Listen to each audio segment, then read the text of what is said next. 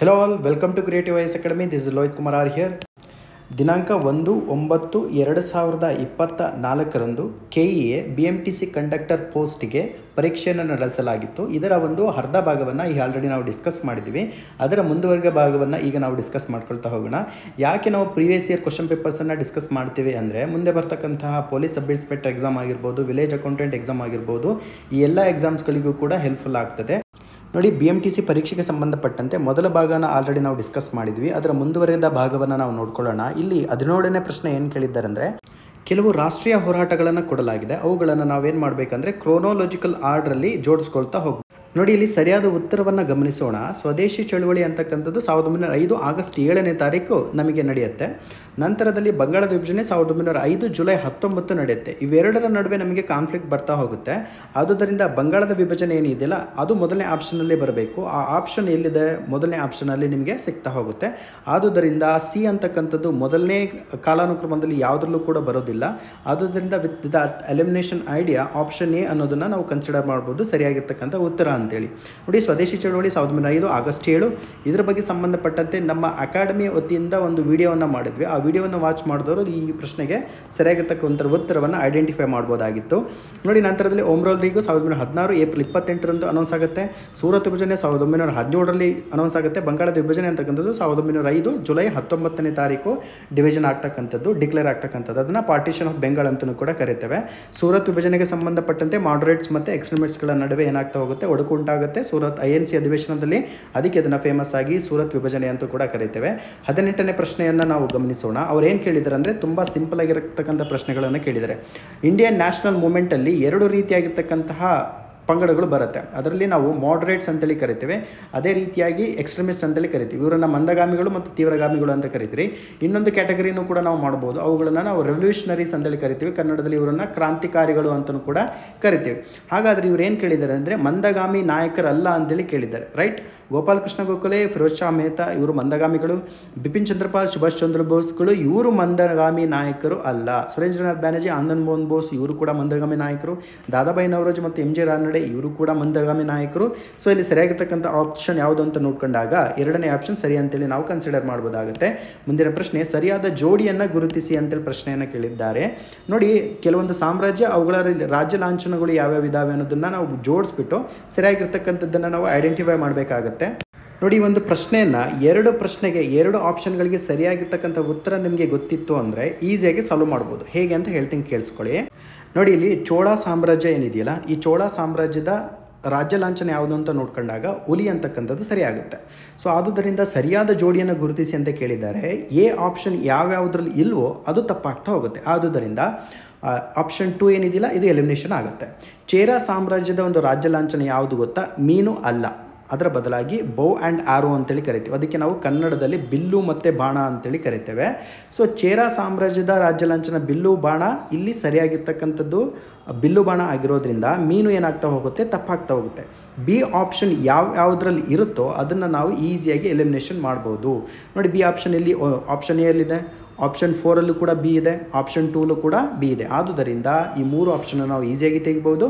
The right answer will be option 3. Very easy. ಮುಂದಿನ ಪ್ರಶ್ನೆ, ದಕ್ಷಿಣ ಭಾರತದಲ್ಲಿ ವಿಜಯನಗರ ಸಾಮ್ರಾಜ್ಯ ಮತ್ತು ಧ್ವನಿ ಸುಲ್ತಾನರು ಮನೆತನಗಳು ಸ್ಥಾಪನೆ ಆದಂಥ ಸಂದರ್ಭದಲ್ಲಿ ದೆಹಲಿಯನ್ನು ಆಳ್ತಾ ಇರತಕ್ಕಂತಹ ರಾಜ ಯಾರು ಅಂತೇಳಿ ಪ್ರಶ್ನೆ ಕೇಳಿದ್ದಾರೆ. ಇಲ್ಲಿ ತುಂಬ ಈಸಿಯಾಗಿರ್ತಕ್ಕಂಥ ಪ್ರಶ್ನೆ ಇದು. ಸರಿಯಾಗಿರ್ತಕ್ಕಂಥ ಉತ್ತರ ಮೊಹಮ್ಮದ್ ಬಿನ್ ತುಘಲಕ್ ಅಂತೇಳಿ ಕರಿತೇವೆ. ನೋಡಿ, ವಿಜಯನಗರ ಅಂದ ತಕ್ಷಣ ನಮಗೆ ಗೊತ್ತಾಗುತ್ತೆ 1336ರಲ್ಲಿ ಸ್ಥಾಪನೆ ಆಗುತ್ತೆ. ಅದೇ ರೀತಿಯಾಗಿ ಬಹುಮನಿ ಸುಲ್ತಾನರು ಅಂದ ತಕ್ಷಣ ನಮಗೆ ಗೊತ್ತಾಗುತ್ತೆ 1347ರ ಸಂದರ್ಭದಲ್ಲಿ ಏನಾಗ್ತಾ ಹೋಗುತ್ತೆ? ಎಸ್ಟಾಬ್ಲಿಷ್ಮೆಂಟ್ ಆಗುತ್ತೆ. ಈ ಸಂದರ್ಭದಲ್ಲಿ ದಿಲ್ಲಿಯನ್ನು ಆಳ್ತಿರ್ತಕ್ಕಂಥ ಏಕೈಕ ದೊರೆ ಯಾರು ಅಂತ ನೋಡಿದಾಗ ಮೊಹಮ್ಮದ್ ಬಿನ್ ತುಘಲಕ್ ಸರಿಯಾಗುತ್ತೆ. ಮುಂದಿನ ಪ್ರಶ್ನೆ, ಯುನೆತ್ಸಾಂಗ್ ಭೇಟಿ ನೀಡಿದ್ದ ಈ ಸ್ಥಳದಲ್ಲಿ ಪಲ್ಲವ ಅರಸ ನರಸಿಂಹವರ್ಮ ವಿಜಯಸ್ತಂಭ ಸ್ಥಾಪಿಸಿ ವಾತಾಪಿಕೊಂಡ ಎಂಬ ಬಿರುದನ್ನು ಪಡೆದನು ಅಂತೇಳಿ ಕೇಳಿದ್ದಾರೆ. ತುಂಬ ಡೆಡ್ ಈಸಿ ಆಗಿರ್ತಕ್ಕಂಥ ಪ್ರಶ್ನೆ ಇದು. ಸರಿಯಾಗಿರ್ತಕ್ಕಂಥ ಉತ್ತರ ಯಾವುದು? ಬಾದಾಮಿ ಅಂತೇಳಿ ನಾವು ಕನ್ಸಿಡರ್ ಮಾಡ್ಬೋದು. ಯಾಕಂದರೆ ವಾತಾಪಿಕೊಂಡ ಅನ್ನೋದು, ವಾತಾಪಿ ಅಂತಕ್ಕಂಥದ್ದು ಬಾದಾಮಿಗೆ ಸಂಬಂಧಪಟ್ಟಿರ್ತಕ್ಕಂಥದ್ದು. ಮುಂದಿನ ಪ್ರಶ್ನೆಯನ್ನು ಗಮನಿಸೋಣ. ಭಾರತದ ರಾಷ್ಟ್ರ ಲಾಂಛನವನ್ನು ಈ ಸ್ತಂಭದಿಂದ ಪಡೆಯಲಾಗಿದೆ ಅಂತ ಪ್ರಶ್ನೆಯನ್ನು ಕೇಳಿದ್ದಾರೆ. ತುಂಬ ಈಸಿಯಾಗಿರ್ತಕ್ಕಂಥದ್ದು. ನೋಡಿ, ಸಾರನಾಥದ ಸಿಂಹಸ್ತಂಭ ಇದೆಯಲ್ಲ, ಈ ಸ್ತಂಭದಿಂದ ಭಾರತದ ರಾಷ್ಟ್ರ ಲಾಂಛನವನ್ನು ನಾವು ಏನು ಮಾಡ್ಕೊಂಡಿದ್ದೀವಿ, ಬಾರು ಮಾಡ್ಕೊಂಡಿದ್ದೀವಿ ಅಥವಾ ಪಡೆದುಕೊಂಡಿದ್ದೇವೆ ಅಂತೇಳಿ ನಾವು ಸರಿ ಉತ್ತರವನ್ನು ಐಡೆಂಟಿಫೈ ಮಾಡ್ಬೋದು. ಮುಂದಿನ ಪ್ರಶ್ನೆ, ಪ್ರಾಗೈತಿಹಾಸಿಕ ಕಾಲದ ಯಾವ ಹಂತದಲ್ಲಿ ಮಾನವ ಕ್ವಾರ್ಟಜೈಟ್ ಶಿಲೆಯನ್ನು ಬಳಸುತ್ತಿದ್ದ ಅಂತೇಳಿ ಪ್ರಶ್ನೆಯನ್ನು ಕೇಳಿದ್ದಾರೆ. ನೋಡಿ ನೆನ್ಪಿಟ್ಕೊಳ್ಳಿ, ಕ್ವಾರ್ಟಜೈಟ್ ಶಿಲೆ ಕೇಳಿದ್ದಾರೆ ಅವರು, ರೈಟ್. ಕ್ವಾರ್ಟಜೈಟ್ ಶಿಲೆ ಅಂದ ತಕ್ಷಣ ನೀವು ಯಾವುದಕ್ಕೆ ಹೋಗಬೇಕು, ಡೈರೆಕ್ಟಾಗಿ ಹಳೆ ಶಿಲಾಯುಗ ಅಂತೇಳಿ ಕರಿತೀವಲ್ವ, ಅಥವಾ ಪ್ಯಾಲಿಯೋಲಿಥಿಕ್ ಅಂತ ಏನು ಕರಿತೀವಲ್ಲ, ಇದಕ್ಕೆ ನೀವೇನು ಮಾಡಬೇಕಾಗುತ್ತೆ, ಐಡೆಂಟಿಫೈ ಮಾಡಬೇಕಾಗುತ್ತೆ. ಪ್ಯಾಲಿಯೋಲಿಥಿಕ್ ಅಂದರೆ ಹಳೆ ಶಿಲಾಯುಗ ಅಂತೇಳಿ ಕೂಡ ಇದಕ್ಕೆ ಕರಿತೇವೆ. Right answer will be option 1. ಮುಂದಿನ ಪ್ರಶ್ನೆಯನ್ನು ಗಮನಿಸೋಣ. ಈ ಕೆಳಗಿನ ಪದಗಳನ್ನು ಪರಿಗಣಿಸಿ ಅಂತೇಳಿದೆ. ಉತ್ತರ ಮೇರೂರು ವೈಕುಂಠ ದೇವಸ್ಥಾನದ ಗೋಡೆಯ ಮೇಲೆ 2 ಶಾಸನಗಳಿವೆ ಅಂತ ಪ್ರಶ್ನೆ ಕೇಳಿದ್ದಾರೆ. ಮೊದಲ ಶಾಸನ ಗ್ರಾಮಸಭೆಯ ನೀತಿಯ ನಿಯಮ ಒಳಗೊಂಡಿದೆ, ಎರಡನೇ ಶಾಸನ ಸುಧಾರಿತ ನೀತಿ ನಿಯಮ ಒಳಗೊಂಡಿದೆ ಅಂತೇಳಿ ಪ್ರಶ್ನೆ ಕೇಳಿದ್ದಾರೆ. ಸರಿಯಾಗಿರ್ತಕ್ಕಂಥ ಉತ್ತರವನ್ನು ಅಬ್ಸರ್ವ್ ಮಾಡಿಕೊಂಡಾಗ 2 ಸ್ಟೇಟ್ಮೆಂಟ್ಗಳು ಕೂಡ ಸರಿಯಾಗ್ತಾ ಹೋಗುತ್ತೆ. ನೋಡಿ, ಇಲ್ಲಿ ನೀವು ಒಂದು ಅಬ್ಸರ್ವ್ ಮಾಡಬೇಕಾಗಿರ್ತಕ್ಕಂಥ ಮುಖ್ಯವಾದ ಅಂಶ ಏನು ಅಂದರೆ, ನಾವು ಡಿಸ್ಕಸ್ ಮಾಡ್ತಾ ಇರ್ತಕ್ಕಂಥದ್ದು ಪ್ರಾವಿಷನಲ್ ಆಗಿರ್ತಕ್ಕಂಥ ಕೀ ಆನ್ಸರ್. ಆದುದರಿಂದ ಇಲ್ಲಿ KE ಕೊಟ್ಟಿರ್ತಕ್ಕಂಥ ಉತ್ತರ ಫೈನಲ್ ಆಗಿರೋದ್ರಿಂದ ನೀವು ಗ್ಲಾನ್ಸ್ ಮಾಡೋದಕ್ಕೆ ಇದನ್ನು ಬಳಸ್ಕೊಳ್ಳಿ. ಜೊತೆಗೆ ಕೀ ಆನ್ಸರ್ ಬಂದ ನಂತರದಲ್ಲಿ ಯಾವ ಪ್ರಶ್ನೆಗಳು ತಪ್ಪಾಗಿದ್ದಾವಲ್ಲ, ಎರರ್ ಆಗಿದ್ದಾವಲ್ವ, ಅವುಗಳನ್ನು ನಾನು ಮತ್ತೆ ಏನು ಮಾಡ್ತೀನಿ, ಇನ್ನೊಂದು ಸೆಷನ್ ಮಾಡಿಬಿಟ್ಟು ಅಲ್ಲಿ ತಪ್ಪಾಗಿರ್ತಕ್ಕಂಥದ್ದನ್ನು ಸರಿ ಮಾಡುವಂಥ ಕೆಲಸವನ್ನು ಮಾಡ್ತೇನೆ. ಮುಂದಿನ ಪ್ರಶ್ನೆಯನ್ನು ಗಮನಿಸೋಣ. ಪ್ರಸ್ತುತ ಈ ಕೆಳಕಂಡವುಗಳಲ್ಲಿ ಯಾವುದು ಮೂಲಭೂತ ಹಕ್ಕಲ್ಲ ಅಂತೇಳಿ ಪ್ರಶ್ನೆಯನ್ನು ಕೇಳಿದ್ದಾರೆ. ತುಂಬ ಡೆಡ್ ಈಸಿ ಆಗಿರ್ತಕ್ಕಂಥ ಪ್ರಶ್ನೆ. ಸರಿಯಾಗಿರ್ತಕ್ಕಂಥ ಉತ್ತರವನ್ನು ನೀವೇ ಐಡೆಂಟಿಫೈ ಮಾಡ್ತೀರಾ. ಅಕ್ರಮ ಬಂಧನದ ವಿರುದ್ಧ ರಕ್ಷಣೆ, ವಾಕ್ ಮತ್ತು ಅಭಿವ್ಯಕ್ತಿ ಸ್ವಾತಂತ್ರ್ಯ, ಆಸ್ತಿಯನ್ನು ಹೊಂದುವುದು, ಆತ್ಮಸಾಕ್ಷಿಗೆ ಸರಿ ಎನಿಸಿದ ಧರ್ಮವನ್ನು ಅನುಸರಿಸ್ತಕ್ಕಂಥದ್ದು ಅಂತೇಳಿದೆ. ಇಲ್ಲಿ ರೈಟ್ ಆನ್ಸರ್ ಯಾವುದಾಗುತ್ತೆ, ಆಸ್ತಿಯನ್ನು ಹೊಂದುವಂತಕ್ಕಂಥದ್ದು. ನೋಡಿ, ಅಸೆಟ್ ಅಥವಾ ಇದನ್ನು ಇಂಗ್ಲೀಷಲ್ಲಿ ನಾವೇನಂತ ಕರಿತೀವಿ, ಪ್ರಾಪರ್ಟಿ ಅಂತೇಳಿ ಕರಿತೀವಲ್ವ. ರೈಟ್ ಟು ಪ್ರಾಪರ್ಟಿ ಅಂತಕ್ಕಂಥದ್ದು ಮುಂಚೆ ಫಂಡಮೆಂಟಲ್ ರೈಟ್ಸ್ ಆಗಿತ್ತು, ಮೂಲಭೂತ ಹಕ್ಕಾಗಿತ್ತು. ಬಟ್ ಇದನ್ನು 44ನೇ ಸಂವಿಧಾನಾತ್ಮಕ ತಿದ್ದುಪಡಿ ಮುಖಾಂತರವಾಗಿ ಏನು ಮಾಡಿದ್ರೆ, ಈ ಮೂಲಭೂತ ಹಕ್ಕಿನ ಸ್ಥಾನಮಾನದಿಂದ ಏನು ಮಾಡಲಾಗಿತ್ತು, ಇದನ್ನು ತೆಗೆದುಹಾಕಲಾಗಿತ್ತು. ಒಂದು ಬಾರಿ ಗ್ಲಾನ್ಸ್ ಮಾಡ್ಕೊಳ್ಳಿ. ಮುಂದಿನ ಪ್ರಶ್ನೆ, ಈ ಕೆಳಗಿನವುಗಳಲ್ಲಿ ಯಾವುದು ಶಾಸ್ತ್ರೀಯ ಮೀನುಗಳ ಗುಂಪಿಗೆ ಸೇರುವುದಿಲ್ಲ, ಕ್ಲಾಸಿಕಲ್ ಫಿಶ್ ಗುಂಪಿಗೆ ಯಾವುದು ಸೇರೋದಿಲ್ಲ ಅಂತ ಪ್ರಶ್ನೆ ಕೇಳಿದ್ದಾರೆ. ನೋಡಿ, ಸ್ಟಾರ್ ಫಿಶ್ ಅಂತ ಏನಿದೆಯಲ್ಲ, ಇದು ಸರಿಯಾಗಿರ್ತಕ್ಕಂಥ ಉತ್ತರ ಆಗುತ್ತೆ. ಒಂದು ನೆನ್ಪಿಟ್ಕೊಳ್ಳಿ, ಯಾವಾಗಲೂ ಕೂಡ ಸ್ಟಾರ್ ಫಿಶ್ ಮತ್ತು ಜೆಲ್ಲಿ ಫಿಶ್ ಅಂತಕ್ಕಂಥ 2 ಸ್ಪೀಸೀಸ್ಗಳೇನಿದ್ದಾವಲ್ಲ, ಇವುಗಳು ಫಿಶ್ ಅಂತೇಳಿ ಹೆಸರಿದೆ, ಬಟ್ ಇವುಗಳು ಮೀನಿನ ಜಾತಿಗೆ ಸೇರೋದಿಲ್ಲ. ಒಂದು ಬಾರಿ ಗ್ಲಾನ್ಸ್ ಮಾಡ್ಕೊಳ್ಳಿ. ನಕ್ಷತ್ರ ಮೀನು ಅಂತಕ್ಕಂಥದ್ದು ಸರಿಯಾಗ್ತಾ ಹೋಗುತ್ತೆ. 3 ರೀತಿಯಾಗಿರ್ತಕ್ಕಂಥ ಏನು ಅದರ್ ಸ್ಟೇಟ್ಮೆಂಟ್ಸ್ ಇದಾವಲ್ಲ, ಇವೆಲ್ಲವೂ ಕೂಡ ಮೀನಿನ ಗುಂಪಿಗೆ ಸೇರುತ್ತೆ. ನೋಡಿ, ಬಾಂಗಡಿ ಮೀನು ಅಂತೇಳಿ ಕರಿತೀವಿ, ಮ್ಯಾಕ್ರಲ್ ತೀರ ಅಂತೇಳಿ ಕೂಡ ಕರಿತೀವಿ. ಕರ್ನಾಟಕದ ಪಶ್ಚಿಮ ಕರಾವಳಿಯನ್ನು ಮ್ಯಾಕ್ರಲ್ ಕರಾವಳಿ ತೀರ ಅಂತ ಕರಿತೀವಿ. ಕಾರಣ ಎಂದು ಆ ಭಾಗದಲ್ಲಿ ಅತಿ ಹೆಚ್ಚು ಮ್ಯಾಕ್ರಲ್ ಮೀನು ಅಥವಾ ಬಾಂಗಡಿ ಮೀನುಗಳು ಕೂಡ ಸಿಗ್ತವೆ. ಶಾರ್ಕ್ ಮೀನು, ಅವು ಕೂಡ ಮೀನು ಅಂತಕ್ಕಂಥದ್ದು ಕೂಡ ಮೀನಿನ ಪಂಗಡಕ್ಕೆ ಸೇರುತ್ತೆ. ನೆಕ್ಸ್ಟ್ ನೋಡ್ಕೊಳ್ಳೋಣ. ಶಬ್ದವು ಈ ಕೆಳಗಿನ ಯಾವ ಮಾಧ್ಯಮದ ಮೂಲಕ ಪ್ರಸಾರವಾಗುತ್ತದೆ ಅಂತ ಪ್ರಶ್ನೆಯನ್ನು ಕೇಳಿದ್ದಾರೆ. ತುಂಬ ಈಸಿಯಾಗಿರ್ತಕ್ಕಂಥ ಪ್ರಶ್ನೆ. The right answer will B ಘನ, ದ್ರವ, ಅನಿಲ ಸರಿ ಆಗ್ತಾ ಹೋಗುತ್ತೆ. ಯಾಕೆ ಅಂದರೆ ಲಿಕ್ವಿಡ್ ಸ್ಟೇಟು, ಸಾಲಿಡ್ ಸ್ಟೇಟು ಮತ್ತು ಗ್ಯಾಸ್ ಸ್ಟೇಟು, ಈ 3 ರೀತಿಯಾಗಿರ್ತಕ್ಕಂಥ ಸ್ಟೇಟಲ್ಲೂ ಕೂಡ ಏನಾಗ್ತಾ ಹೋಗುತ್ತೆ, ಶಬ್ದ ಪ್ರಸಾರ ಆಗ್ತಾ ಹೋಗುತ್ತೆ. ಬಟ್ ಏನು ನಮಗೆ ಗ್ಯಾಸ್ ಸ್ಟೇಟು ಲಿಕ್ವಿಡ್ ಸ್ಟೇಟಿಗೆ ಕಂಪೇರ್ ಮಾಡಿದಂತಹ ಸಂದರ್ಭದಲ್ಲಿ ಸಾಲಿಡ್ ಸ್ಟೇಟಲ್ಲಿ ಶಬ್ದ ಅಂತಕ್ಕಂಥದ್ದು ಸ್ಪೀಡಾಗಿ ರವಾನೆ ಆಗ್ತಕ್ಕಂಥದ್ದು, ಪ್ರಸಾರ ಆಗ್ತಕ್ಕಂಥದ್ದು ಬೇಸಿಕ್ ಆಗಿರ್ತಕ್ಕಂಥ ಮಾಹಿತಿ. ಮುಂದಿನ ಪ್ರಶ್ನೆ, CNGಯ ವಿಸ್ತೃತ ರೂಪ ಏನು ಅಂತ ಪ್ರಶ್ನೆಯನ್ನು ಕೇಳಿದ್ದಾರೆ. ತುಂಬ ಈಸಿ ಆಗಿರ್ತಕ್ಕಂಥದ್ದು ಕಾಂಪ್ರೆಸ್ಡ್ ನ್ಯಾಚುರಲ್ ಗ್ಯಾಸ್ ಅಂತ ಕೂಡ ಕರಿತೀವಿ. ಇದಕ್ಕೆ ನಮಗೆ ಆಟೋಗಳಲ್ಲಿ ಮತ್ತು ಇತರೆ ಹೆವಿ ಇಂಜಿನ್ಸ್ಗಳಲ್ಲಿ ಇದನ್ನು CNGನ ಇಂಧನವಾಗಿ ಬಳಸ್ತಾರೆ. ಮುಂದಿನ ಪ್ರಶ್ನೆ, ಈ ಕೆಳಕಂಡವುಗಳಲ್ಲಿ ಯಾವ ಅನಿಲಗಳನ್ನು ಸಸ್ಯಗಳು ಉಸಿರಾಡುತ್ತವೆ ಅಂತೇಳಿ ಪ್ರಶ್ನೆಯನ್ನು ಕೇಳಿದ್ದಾರೆ. ನಿಮಗೆಲ್ಲ ಗೊತ್ತಿದೆ, CO2 ಅಂತ ಏನು ಕರಿತೀವಲ್ವ, ಇಂಗಾಲದ dioxide is the right answer ಆಗ್ತಾ ಹೋಗುತ್ತೆ. ಮುಂದಿನ ಪ್ರಶ್ನೆಯನ್ನು ಗಮನಿಸ್ಕೊಳ್ಳಿ. ಈ ಕೆಳಗಿನವುಗಳಲ್ಲಿ ಯಾವುದು ಮರುಬಳಕೆ ಮಾಡಬಹುದಾದ ಶಕ್ತಿಯ ಮೂಲಕ್ಕೆ ಉದಾಹರಣೆಯಾಗಿದೆ ಅಂತ ಪ್ರಶ್ನೆ ಕೇಳಿದ್ದಾರೆ. So the right answer will B ಸೌರಶಕ್ತಿ ಅಥವಾ ಸೋಲಾರ್ ಎನರ್ಜಿ ಅಂತ ಕರಿತೇವೆ. ಮುಂದಿನ ಪ್ರಶ್ನೆ, ಜಡತ್ವದ ನಿಯಮ ಈ ಕೆಳಗಿನ ಯಾವುದರಲ್ಲಿ ಹೆಚ್ಚಾಗಿರುತ್ತದೆ ಅಂತ ಪ್ರಶ್ನೆಯನ್ನು ಕೇಳಿದ್ದಾರೆ. ನಿಮಗೆಲ್ಲ ಗೊತ್ತಿದೆ, ಜಡತ್ವ ಅಂತಕ್ಕಂಥದ್ದು ಈ ಯಾವುದೋ ಒಂದು ವೆಹಿಕಲ್ ಹೋಗ್ತಾ ಇರುತ್ತೆ ಅಂದ್ಕೊಳ್ಳಿ, ಅದನ್ನು ಸಡನ್ನಾಗಿ ನಿಲ್ಲಿಸದಂತಹ ಸಂದರ್ಭದಲ್ಲಿ ನಾವು ಕಾರನ್ನು ಈಸಿಯಾಗಿ ನಿಲ್ಲಿಸ್ಬೋದು, ಕುದುರೆ ಬಂಡಿನ ಈಸಿಯಾಗಿ ನಿಲ್ಲಿಸ್ಬೋದು, ಆಟಿಕೆ ಕಾರುಗಳನ್ನು ಈಸಿಯಾಗಿ ನಿಲ್ಲಿಸ್ಬೋದು. ಬಟ್ ಲಾರಿನ ನಿಲ್ಲಿಸಬೇಕು ಅಂದರೆ ಇನರ್ಷಿಯಾ ಅಡಿಯಲ್ಲಿ ನಿಲ್ಲಿಸ್ಬೇಕಂದ್ರೆ ತುಂಬಾ ಬಲ ಬೇಕಾಗಿರುತ್ತೆ.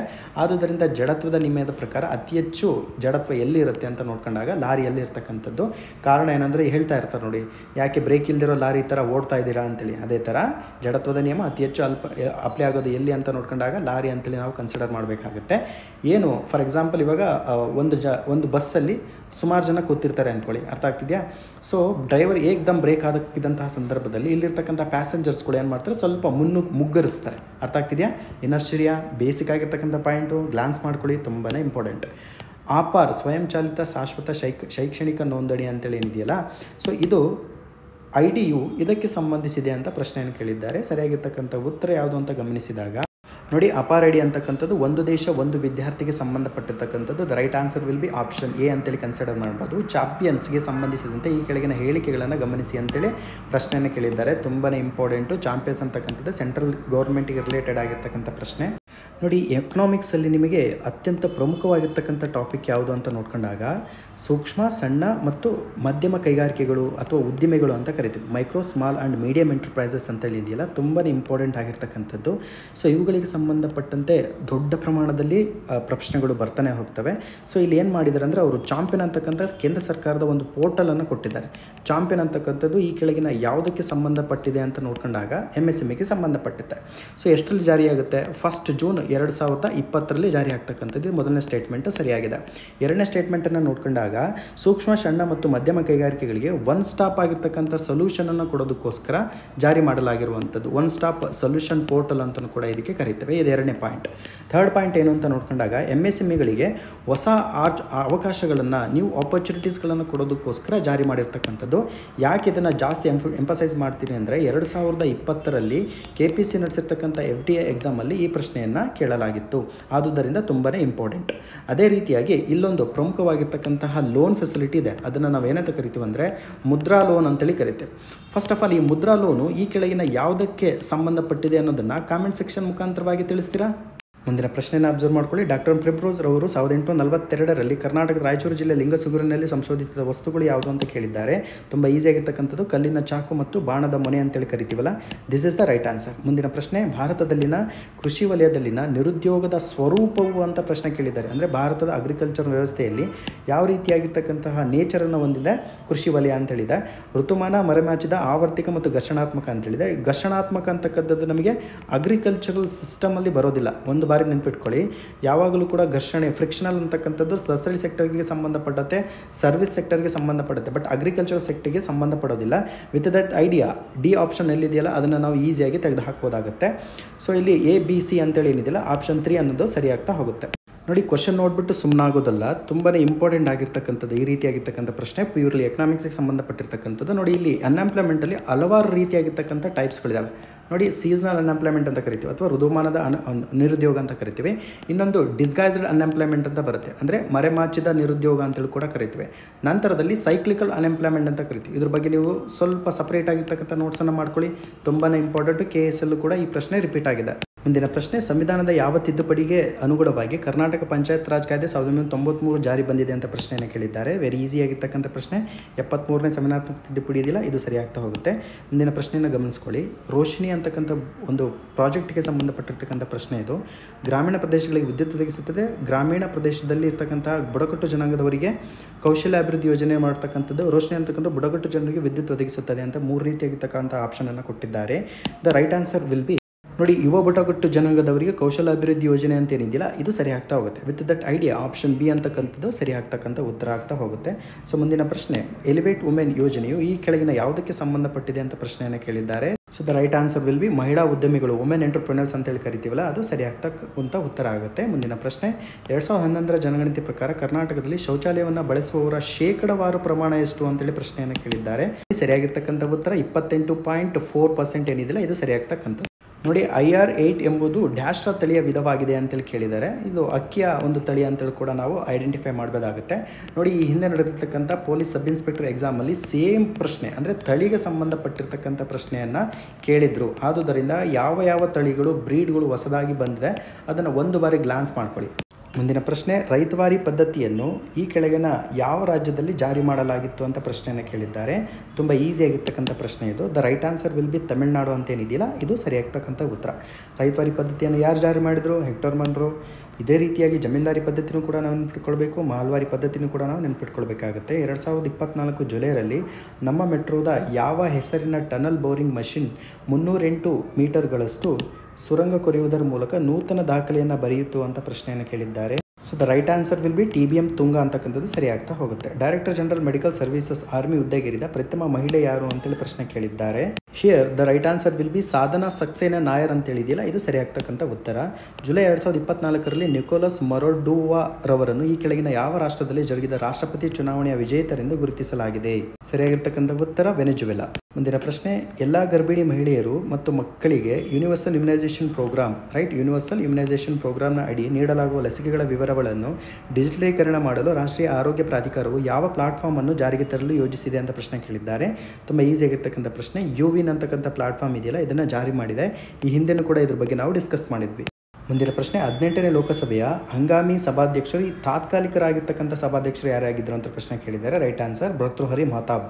ನೋಡಿ, ಇಂಡಿಯನ್ ಕಾನ್ಸ್ಟಿಟ್ಯೂಷನ್ಗೆ ಸಂಬಂಧಪಟ್ಟಿರೋದು ಭಾರತದಲ್ಲಿ ಈ ಕೆಳಗಿನ ಯಾವ ವಿಧಿಯು ವಿಧಾನ ಪರಿಷತ್ ಅಂದರೆ ಲೆಜಿಸ್ಲೇಟಿವ್ ಕೌನ್ಸಿಲ್ ಅಂತ ಕರಿತೀವಿ, ಅವುಗಳ ರದ್ದತಿಗೆ ಸಂಬಂಧಪಟ್ಟಂತೆ, ರಚನೆಗೆ ಸಂಬಂಧಪಟ್ಟಂತೆ ಕುರಿತು ವ್ಯವಹರಿಸುತ್ತದೆ ಅಂತ ಪ್ರಶ್ನೆ ಕೇಳಿದ್ದಾರೆ.